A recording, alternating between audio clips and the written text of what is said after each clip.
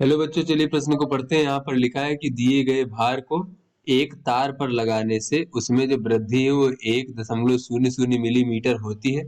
तो उसी धातु व उसी लंबाई के तार जिसकी त्रिज्या 2 गुनी है पर उसी बल को लगाने पर तार में वृद्धि होगी, कितनी होगी? 4 विकल्प दिए गए, सही विकल्प का चयन करना है। तो चलिए बच्चों, इस प्रश्न की मूल अवधारणा को हम देख लेते हैं। तो बच्चों, हम यहाँ पर देख लेते हैं कि कोई इस प्रकार से छड़ या फिर तार इस प्रकार से है बच्चों, इस प्रकार से, और ये एक सिरे पर इस प्रकार से बंधा है। तो यहाँ पर बच्चों अगर हम एफ बल इस प्रकार से लगाते हैं बच्चों लंबाई के अनुदिश, तो इसमें बच्चों जो लंबाई में वृद्धि है वो वृद्धि अगर बच्चों डेल्टा एल है इस प्रकार से, और इसकी प्रारंभिक लंबाई बच्चों एल नॉट है, तो बच्चों इस तार का जो प्रत्यास्थता गुणांक होगा, यंग प्रत्यास्थता गुणांक, वाई बराबर हो जाएगा अनुदैर्ध्य प्रतिबल भागे अनुदैर्ध्य विकृति।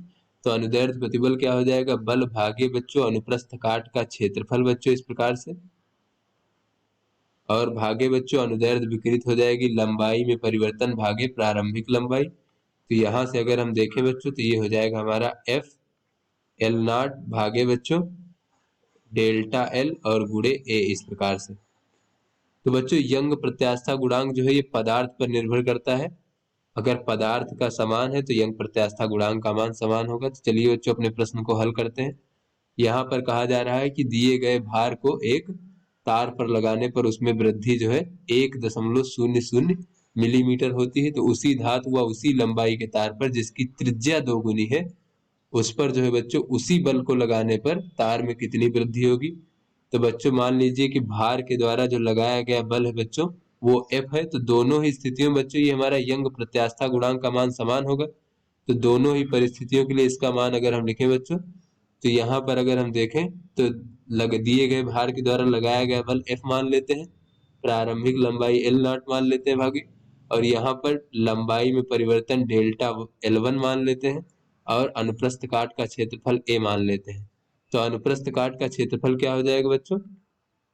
ये हो जाएगा तार का पाई आर वन का वर्ग मान लेते हैं बराबर, ये बच्चों कहा जा रहा है कि उसी बल है और लंबाई बच्चों उतना ही है तार का, और अब जो है लंबाई वृद्धि डेल्टा एल टू मान लेते हैं, और अनुप्रस्थ काट का क्षेत्रफल क्या हो जाएगा बच्चों? यहाँ पर त्रिज्या जो है केवल 2 गुनी हो गई है। तो बच्चों ये हो जाएगा पाई, यहाँ पर त्रिज्या जो है बच्चों अगर हम यहाँ पर आर वन माना है तो यहाँ पर हो जाएगा 2r1 का वर्ग इस प्रकार से। तो यहाँ पर देखें बच्चों तो ये इस प्रकार से कट जाएगा, और यहाँ पर बच्चों ये हमारा पाई आर वन का वर्ग कट जाएगा, और ये पाई ये आर वन का वर्ग कट जाएगा। तो यहाँ से देखें तो हो जाएगा 1 भागे डेल्टा एल वन बराबर बच्चों 1 भागे डेल्टा एल टू, और ये गुणे बच्चों 4 इस प्रकार से। तो यहाँ से डेल्टा एल टू का मान देखें तो ये हो जाएगा डेल्टा एल वन भागे 4।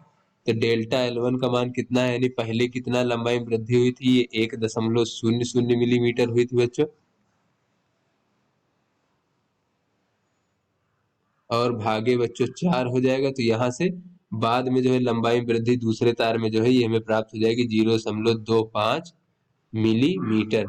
तो यहाँ से अगर हम अपने विकल्पों को देखें बच्चों तो ये जो हमारा बी विकल्प है ये हमारा सही विकल्प है। तो आशा करते हैं ये आपको समझ में आ गया होगा। धन्यवाद।